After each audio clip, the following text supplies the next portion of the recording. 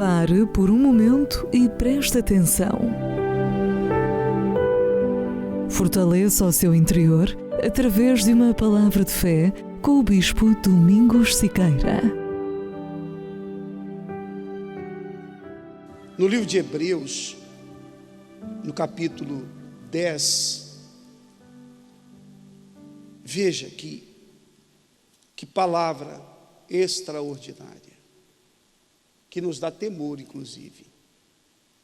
No capítulo 10, a partir do versículo 26, a partir do 26, o texto sagrado nos fala: porque se pecarmos voluntariamente, o que é o pecado voluntário?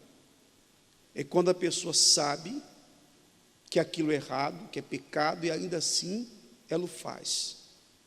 Não é um pecado por ignorância, não é um pecado por fraqueza, por não vigiar.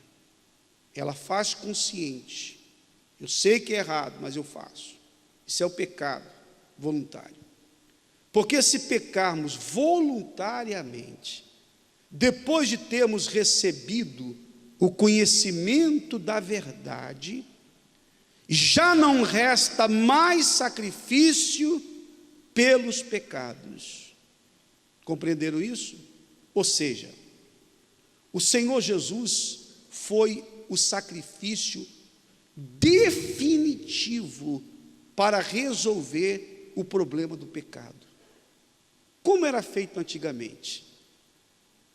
Os animais eram mortos, o sangue era derramado, e era uma forma de amenizar a situação. Não resolvia, porque o sangue de animais não podiam apagar pecados. Aqueles sacrifícios apontavam para o verdadeiro sacrifício que seria feito no Calvário. Eles apenas apontavam para o sacrifício do Filho de Deus. Os sacrifícios de animais em si não tinham poder para perdoar pecados. Mas era uma forma, naquele momento, digamos, de amenizar aquela situação até que viesse o Senhor Jesus para dar a sua vida. Era como se o animal recebia, os pecados eram transferidos para o animal, que era a representação dos nossos pecados sendo transferidos para o Senhor Jesus. Tudo tinha um significado. O sacrifício dos animais representava o sacrifício perfeito do nosso Senhor. Eles não eram perfeitos. O único sacrifício perfeito foi do sangue do nosso Senhor, da vida do nosso Senhor. Por isso que nesse mesmo livro de Hebreus, diz que o sangue de animais, de touros, de bodes, não podiam apagar os pecados, não podiam apagar. Ora, o Senhor Jesus veio como sacrifício definitivo. Não existe nenhum outro sacrifício para perdoar pecados, para pagar pecados. O sacrifício para o perdão, para apagar os nossos pecados, foi feito no Calvário. A única coisa que nós precisamos fazer é nos arrepender dos nossos pecados, nos converter de facto e de verdade. Mas o que o apóstolo Paulo fala aqui aos Hebreus, nessa carta, é o seguinte: se depois da pessoa conhecer a verdade, depois ela saber o que tem que fazer, ela conhece a palavra de Deus, e ainda assim ela se mantém no pecado, já não resta mais sacrifício nenhum para perdoar essa pessoa. Por quê? Porque o sacrifício máximo já foi feito na cruz, e ela não tem crido nesse sacrifício, porque se cresce, não viveria no pecado. Toda pessoa que diz eu creio em Jesus e vive nos seus pecados, essa fé não é genuína. A fé verdadeira é a fé que nos leva ao arrependimento, ao reconhecimento de que somos pecadores e precisamos do perdão do nosso Deus. Quantas pessoas estão dentro das igrejas e conhecem a palavra e continuam nos seus pecados? pecando voluntariamente. Uma coisa é quando nós estávamos fora, não sabíamos nada de Deus. Eu não sabia que as coisas que eu fazia eram erradas, porque afinal de contas todos faziam, e nunca ninguém tinha me dito que aquilo era errado. Eu achava que era normal. Mas quando eu passei a ter conhecimento da verdade, eu entendi que eu não poderia mais continuar daquele jeito, a menos que eu não quisesse a minha salvação. Portanto, eu tinha que tomar uma decisão: ou continuar no pecado e perder a minha alma, ou me converter, me arrepender, abandonar o pecado e ter a salvação. A escolha de cada um. Portanto, há uma gravidade imensa na pessoa conhecer a palavra e não praticar. Melhor que ela nunca tivesse ouvido falar, do que ouvir, do que conhecer e desobedecer. Ela anula o sacrifício do Senhor Jesus para ela, não para os outros, mas para ela, ela anula tudo, não serve para ela. Jesus morreu na cruz, deu a sua vida, mas para essa pessoa não tem valor nenhum que o nosso Senhor fez, porque ela não se converte. E quantos estão assim dentro das igrejas? Quantos miseravelmente estão vivendo dessa forma? Ouvem, entra por um ouvido e sai pelo outro, porque na igreja todas as pessoas parecem santas, todos parecem convertidos, mas só Deus conhece cada um e sabe o que cada um traz dentro de si e o que vive lá fora. Há pessoas que ficam sentadas a ouvir a pregação e discordam de tudo que falamos, mas eu tenho a minha consciência tranquila. Ninguém discorda de mim, porque eu não prego a minha palavra, eu prego a palavra do meu Senhor. Se alguém discordar, discorda do que está escrito, porque eu não trago aqui palavras de homens, eu trago a palavra de Deus para você. E você precisa levar a sério a sua vida espiritual. E eu sei que há pessoas que não levam a sério, não levam. Isso é muito grave. E é preciso falar isso para todos, para o bem da sua alma, para a sua salvação. Porque eu sei que há palavras muito agradáveis para serem faladas para as pessoas, e que a palavra que fala do pecado não é agradável aos ouvidos, mas ela tem que ser falada. Tem que ser falado.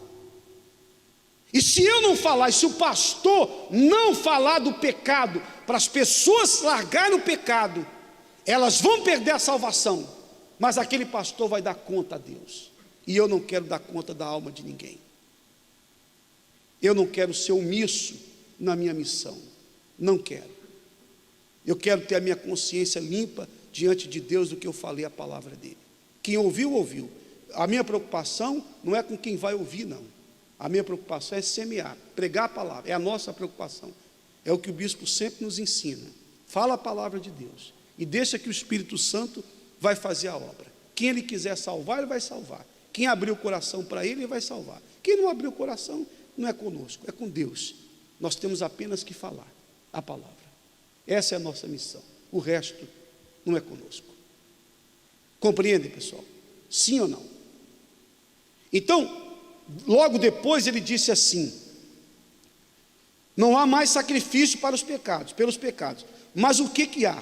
Uma certa expectação horrível de juízo, de ardor de fogo, e ardor de fogo que há de devorar os adversários. Uma expectativa horrível. Quem já teve essa expectativa horrível, o medo de ir para o inferno? Quem já passou por isso? É uma expectativa boa ou ruim?